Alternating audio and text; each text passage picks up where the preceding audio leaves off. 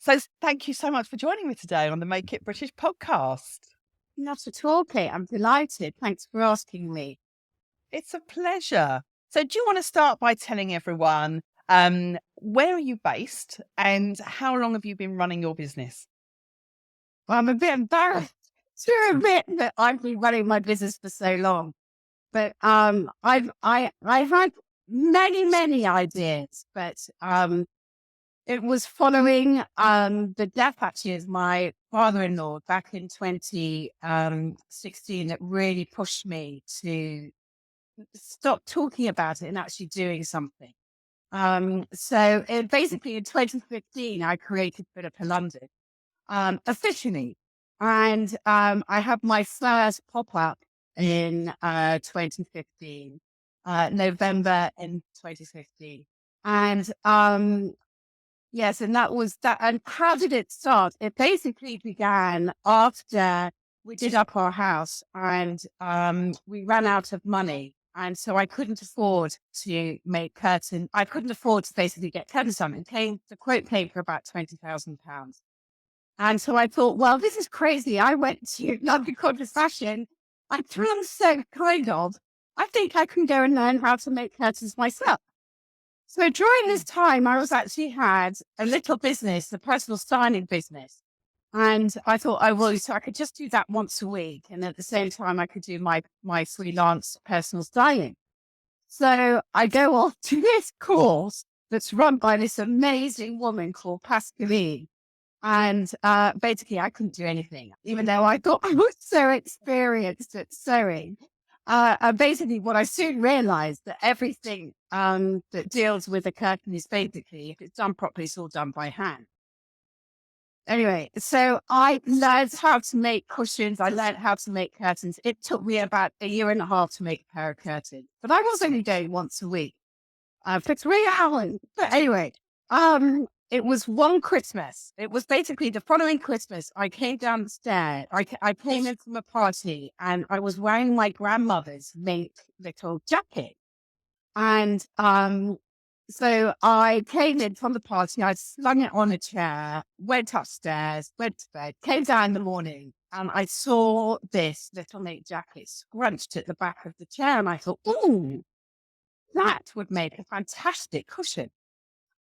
And I remember my mother telling me about this furrier up north, where she's had some of her own mother's coats converted into gilets, i.e., that they had the fur inside and then the mock suede on the outside, because she didn't want to get paint thrown over her.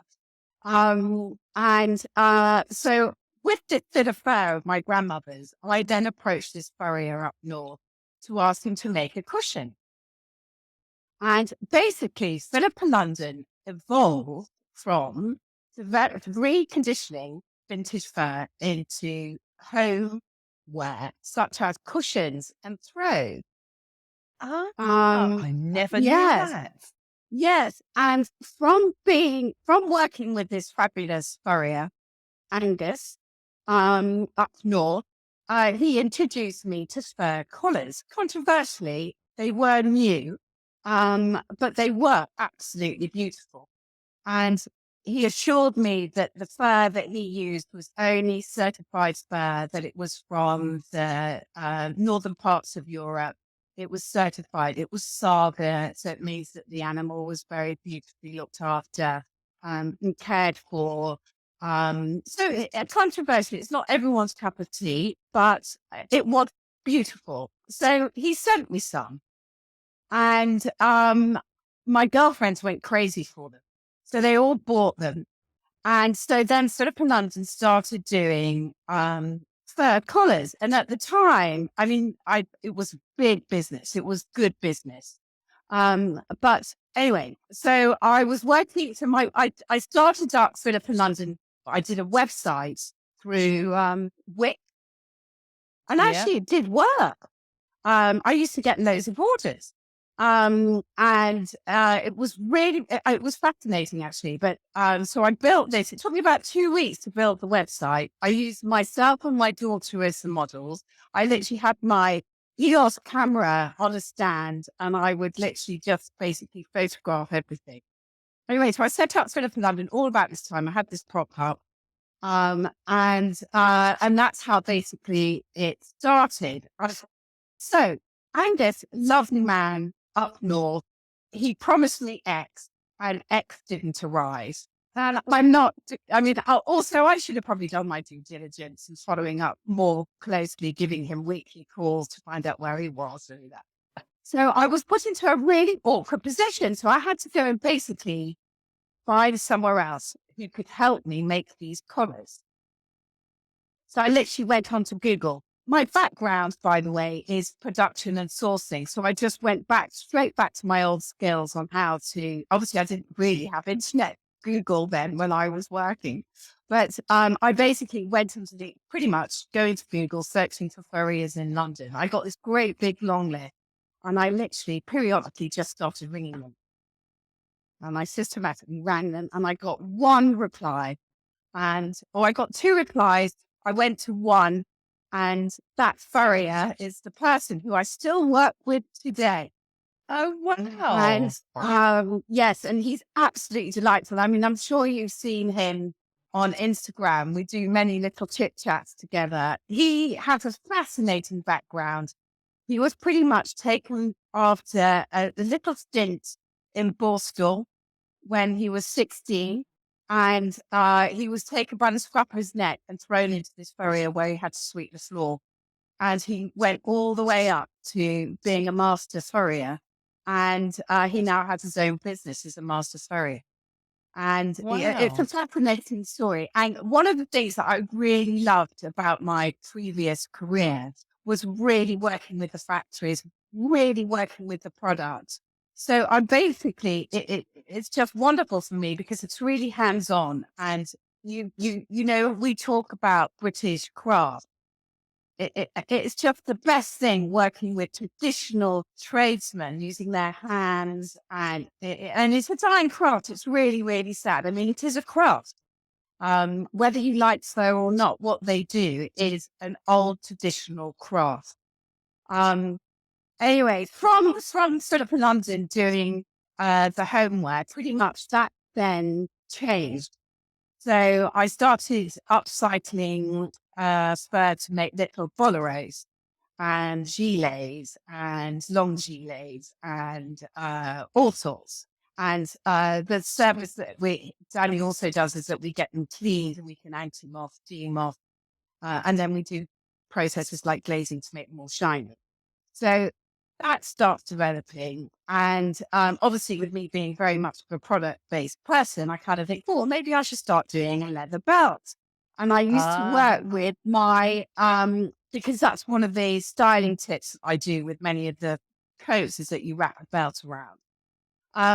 And so I contacted one of my suppliers that I used to work with, this French Connection, when I did I was the manager of all the production for many, many departments after I came back from San Francisco. And he was such a lovely man, you know, former. And former yes, leather, yeah. yes, absolutely wonderful. And he has supported me ever since. So pretty much since I went with my one belt idea, we have now developed it to these amazing leather skirts that we do. Yeah, it's really good. And at the same time, along former, I was working with a sheepskin supplier who was selling me pretty much at wholesale prices to do these lovely gilets, the sheepskin gilets. Sadly, their business is going sort of dying because both the brothers are now at that age where they want to retire.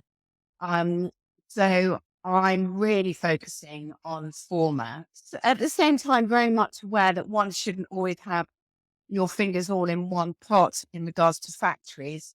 Likewise with working with Danny, my furrier, I'm very aware that I shouldn't really just be working with one furrier, but there just isn't I just don't have the breath to go and fight. There isn't another furrier. There are other furriers around. So it's really sad. I remember when I had my little micro factory in Shoreditch back in the early 90s, The guy Yeah. that had the unit next to us was a furrier. I mean, I would Oh, imagine he's yeah. long gone now because he was about Yeah. 70 then, and that was 30 years ago. And watching the way he stitched the furs up was like incredible. Like you say, it's pretty much all hand done, isn't it? It is, yeah. And these special machines, how they do the seams together. I mean, I've tried. I mean, it's near impossible. And the machinists that Danny work studio, they're two sisters, and that's all they've ever done is do the sewing of the fur. So it's great. Do you then add in like the women's wear, the dresses, the blouses? So I'd always wanted to do it. And so having the fur collar collection, everyone used to say, oh, well, I really would like to wear something underneath it, i.e. the Molly blouses were created. And initially I wanted to do them here in the UK, but I couldn't get anybody. I went to your Oh, my sourcing, event, my trade show. remember, right, your event, yes. And I couldn't find anyone that would do silk, because it's sort of the thing about Philippa London is that everything's very natural. Everything will biodegrade. Everything is won't leave a footprint. It will just disappear over time. So it's always natural. Everything has to be natural. Cottons, linens, silks, the vintage fur. It's all biodegradable. So anyway, so I was going around. I couldn't find anybody. And then a girlfriend of mine who's still in the industry said, oh, Pip, you should contact blah, blah, blah. Do you remember? Used to work with her in India. Oh, yes, yes, yes. I'll contact her. So it's wonderful. I got a great spec. It was all going swimmingly well. I agreed stupidly that I would do 150 units, which is just crazy. And absolutely crazy. What the hell was I thinking? But I was just so excited, these beautiful Molly silk blouses. Anyway, they landed. They cost me an earth to land. Oh, no, no, no. It's like something. So just before shipping, they said, hello, madam. You can have your production, but you have to basically have 250. So they did it like 100-piece over, Side mate. of that. Yes. So I stupidly said, oh, okay, because I'd done all the first ones. Basically I was learning. So I remember, so I had 250, but of course I haven't accounted for 250 units. I literally hadn't even accounted for that. Of course I hadn't. And I literally had to lend myself money to get them through clearance, pay the bit. I mean, it was just a nightmare. What was I thinking? Have you? And to tell you the truth, I'm still selling them now. That's a lesson learned, isn't it? Yeah. That's a lesson learned. And it's a big lesson. It's a good lesson. It's a very important lesson, because at the end of the day, you might think you're paying less, but actually you have to bring the product in. You have to pay your duty. You have to pay for your shipments. You have to pay for your freight to insure everything. And in actual fact, it ended up, the cost of the shirts weren't probably that much cheaper than they would have been if I'd made them in the UK. Probably 20% cheaper. Yeah. Sitting on 300 blouses Yeah, or exactly. shirts that But are still trying to sell. I've got depleted. I mean, I've probably only got 10 pieces now, but and I still very much, everyone still associates Philippa London with the Molly blouse. So that's good. I've established the signature Molly blouse. So what I now need to do is to find somewhere that can do the Molly blouse here within the UK, but probably only 20 pieces. I know people that can do that for you, so don't worry. We'll get you sorted out with that. Definitely. Yeah. But your dresses that you're making now, so they are everything made is in the made UK, in the aren't UK. they? Absolutely everything, 100% everything, even the labels. So, even my business cards, everything is all UK. So I started dresses about 2 or 3 years ago. Now, why did I start dresses? I can't really quite remember. I think I just felt that I needed to start dressing. And so I was really fortunate. So I was in former leather, and there was a pattern cutter there. And I sort of cheekily said, oh, do you know any pattern cutters? I've got this dress that I'd really like to do. And she said, no, I don't. I do menswear. But I do know somebody who does pattern cutting. And so I contacted that somebody, and I have been working with her for ever since. So what, about 5 years now. And yes, and she's absolutely Brilliant. fantastic. Pauline's amazing. And then from asking, so Pauline started doing my pattern cutting, and then I asked, do you know a good machinist? Because I had used machinists before because I was upcycling vintage dresses. But I didn't feel that they had the needle point that I really wanted. You know, that fine needle point. And she said, I know exactly who you need to contact. And that is Sharon. And Sharon also is the person I still work with. And she's amazing. And she's working so hard right now. I'm off to collect a load of garments this afternoon. But so anyway, so that's really exciting. So yeah. So what was your marketing strategy when you first started out? How Well, did you get your first it was a sales? lot to do with pop-ups. So I would get friends to host a pop-up. And then from hosting a pop-up, you would meet other people that would then say, would you come to this pop-up? And it just goes on and on and on. And then you would meet somebody who goes and does a lot of the charity, I think it was called, but it's now gone now, the Charity Fair Association. I think that's the name, where you become a member and then you get a list in January of all the fairs in the UK. So there's like 100 fairs in the UK. But what I found from that is Philippa London's average price point is about £350, I would say. That a lot of these fairs aren't luxury fairs. They're more granny going off to get her grandchildren's Christmas presents. So I've learned that you have to choose the right fairs for your product. So your demographic, if you know what I mean. And I'm still learning now. I've been doing them nearly 7 years, and I'm still learning now. I've made a big mistake this year, already, where I go to this fair that's supposed to be amazing, delightful, fair organizers. I mean, you'd want them to be your friend, but the demographics just wasn't right. And and it's the thing about these fairs that you have to pay to go to these fairs. You have to pay to get there. You have to pay probably maybe having to stay overnight, and you have to pay for your van, your fuel, the cost of the fair. And some of the fairs will then ask you for 10% of your taking. So that, say for instance, you take £1,000, you would then have to give them 10% of that £1,000. But what you've also got to remember is that it's probably cost you 50% of your product, and then probably another 10-15% just for your van, and then another 5% your fuel. So you can see suddenly all your margin has completely gone.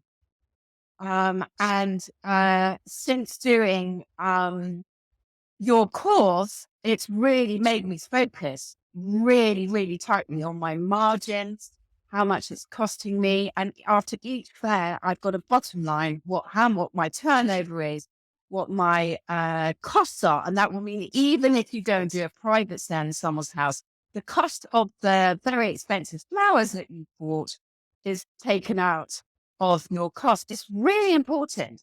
And then you get your margin. So therefore, next year I'll be able to say yes, yes, yes, no, yes, yes, yes, no. So there are no's, and there are times when you don't make any profit, but you've got to remember that this is also an opportunity for you to get emails. And that's what happened to me when I went up to Yorkshire. Yeah. So even though they didn't buy, say, they did give me their email. Oh, I was running a competition. I'll tell you about that.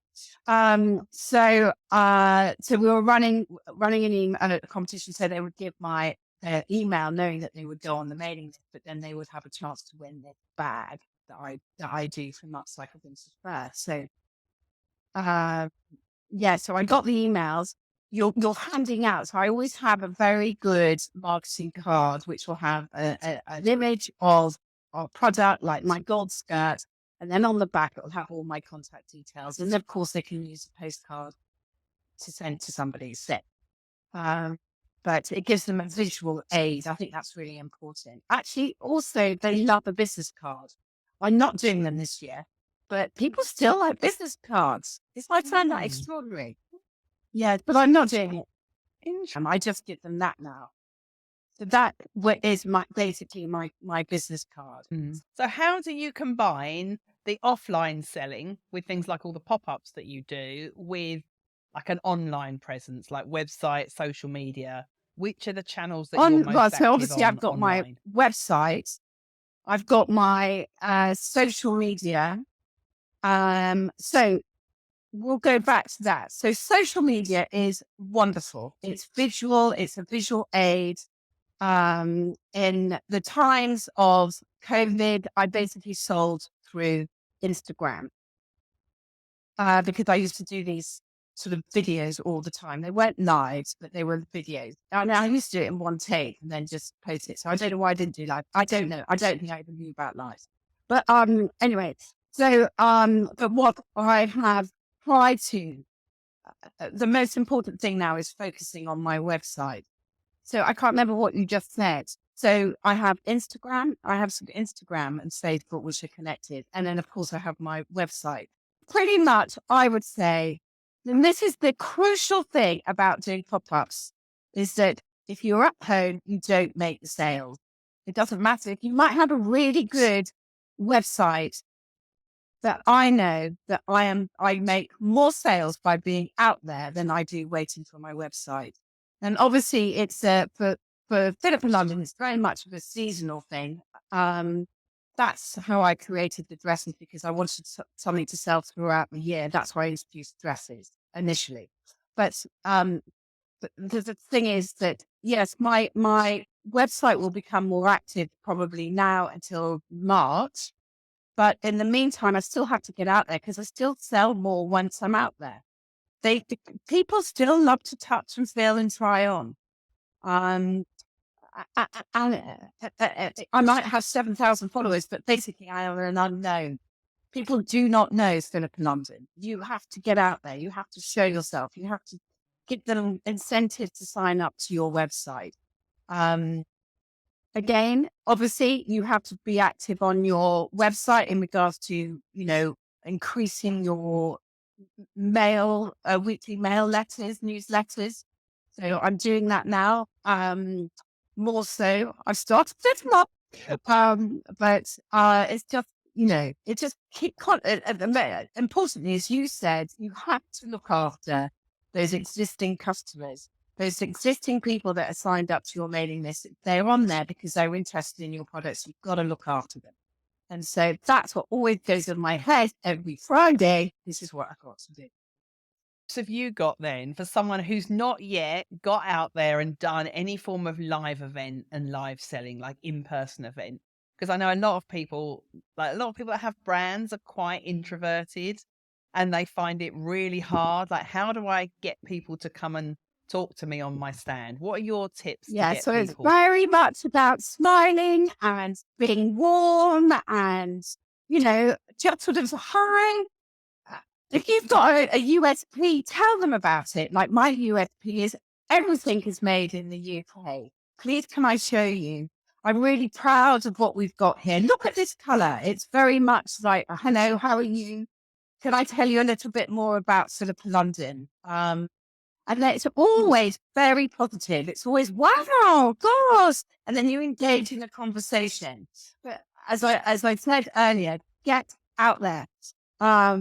Use your friends, families, get them to do you a pop-up. Just, if the more people see your stuff, the more likely they are to buy it. And if they, especially if they like you, they're going to buy something, aren't they? Yeah. That's so true. Like you say, if you're proud of your products, just smile and just have a conversation with people. It's not necessarily selling because you've got something that they'll look good in. So how do you then also overcome like the tiredness? Like Pip, you've got so many events I know that you're doing in the coming months in the run up to Christmas. What do you do to combat the exhaustion? Oh, I'm quite worried about it. So, and I've also got a really bad back. Oh no. So, Yes, which, because I went up to North Yorkshire. So that's the thing, is that you drive all the way up there, you stand, and then you drive all the way down. So you've just got to learn to do all those stretches. I mean, obviously, if you're in your 30s, you don't have to worry about it. But it's a friend of mine said, "Pix, you're not 35 anymore." I went, "Am I not?" uh, so, you know, you just basically, I basically cancel my social events. I am doing something on next Friday, and I already know. I mean, I feel tired just thinking about it, but I've said to them, I'll come for an hour. I'm not going to have a drink. I wish you happy birthday, then I'm going, because I'm working at 9 o'clock the next day, and that will be day 6. So I'm going to be pretty tired. Yeah, I mean, it just goes, it's adrenaline, isn't it? Yeah. But you've also got to remember, I do love what I do. So it's, you do it because you love it, don't you? And I really believe in my product. I really believe that what I have on my rail is fantastic stuff, which has been beautifully made, that will last them a lifetime. And that in itself, if you are really positive about your product and you really believe in your product, it's easy. It's easy. Yeah. It is easy. Plus, also, you make a great model for your product, because you model in a lot of your own like videos and photos, don't you, for Instagram? I do, but needs must, Kate. You know, it's, I can't afford a model. And so, so oh, obviously I do use models. I use friends' daughters, and they are amazing. And I have on occasion used proper professional models. They're expensive. But people do like to see me in the product. I'm very aware that, I am very tall and skinny, so I'm trying to get a broader range of a proper woman, as I always say, and that I want to show and I'm slowly doing that. So I'm engaging with influencers that are, bigger than me, shorter than me, different background to me, different look to me, blonde hair, dark hair, that kind of thing. Yeah. Have you done much work with influencers or brand ambassadors, and how have you gone about securing that relationship so that it kind of works for both parties? Well, again, it's basically make a friend. So you genuinely like them. I think it's really important that you genuinely like them. And if you were at school as a little girl, they would be in your friendship group. Do you see what I mean? So so you like them. Now, there have been times when I was starting, I felt people took advantage of Philippa London. So to begin with, right at the beginning, I would give them stuff and for them to return a post. And some people do take advantage of it. Currently, the people that I'm working with, because I have learned, they are genuinely great people. Obviously, they're women, but they are grown-ups, professionals, and you pay for what you get. I feel that, or you give them a blouse, or you just have to be very, very careful that you're not taken advantage of. And basically, you establish exactly what you're getting from your discussion, whether you pay for it or you give them a product. And if something doesn't work out, invariably, it's probably my fault that I haven't clarified. So, influencers are magnificent. They are beautiful creatures. Of course, they wouldn't be doing it, would they, unless they were beautiful? Would they? Really? Because other brands wouldn't want to work with someone who's not particularly beautiful. So they're beautiful women. They look amazing in clothes. You're not necessarily going to get a sale from that. And that was a hard lesson that I learned, that you do not get the sale. But what do you get? You might get a handful of followers. You don't necessarily get followers, but you might get 5, say. But what you do is that you get some great images that you can then use on your website and on social media. So it is a win-win for you, but do not expect to get sales. Do not expect to get followers. Whatever they say, it won't necessarily work. You've got to see it as a marketing tool for the potential of getting a sale later on. What's next for Philippa London then? What are your plans for the business going forward? Well, to develop the product range, so I've got sketches for a sheepskin range, but I can't do it right now because I don't have the money.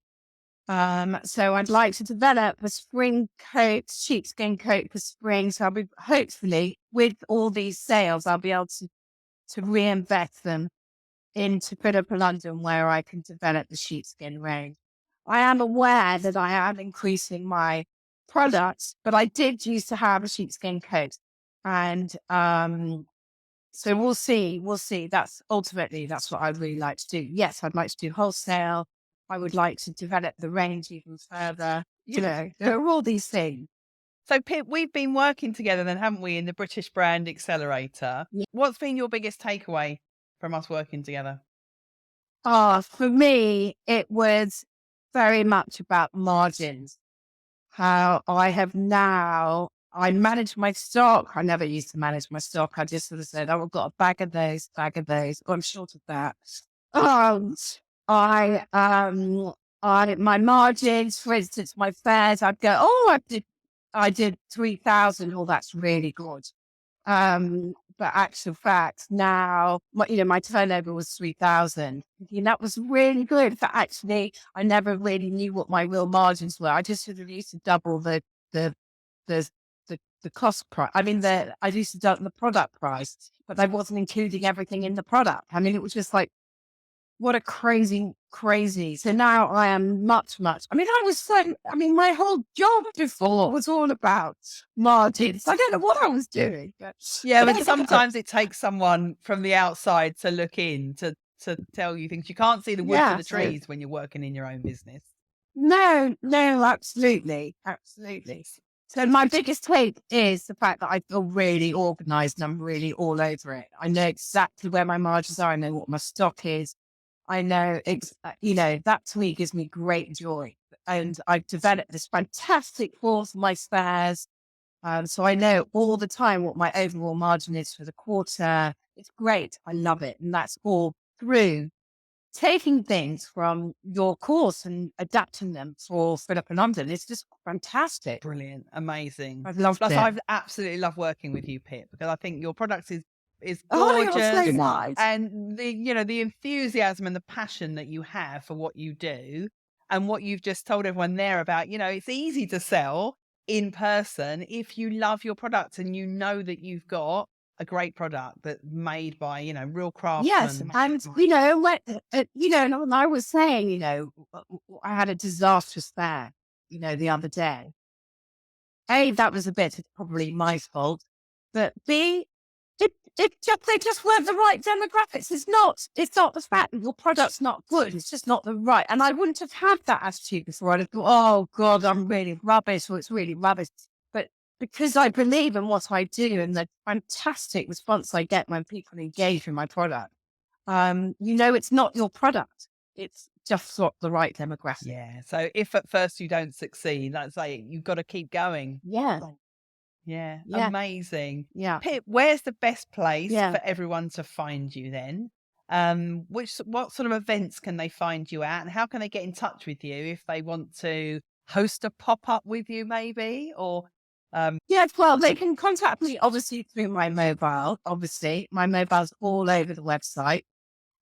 They can email me on info@philippalondon.com. They can DM me at Philippa London through Instagram. I'm always open to hearing other opportunities. Anybody wanting to do a pop-up, I'm really open to it. So lovely to talk to you today, Pip. Thank you for your time. It's amazing. Not at all. Thank you, Kate. You did a great job. Oh, So keep it up. Thanks, Pip. It's great. Take care. Bye. All right. Thank you so much. Bye.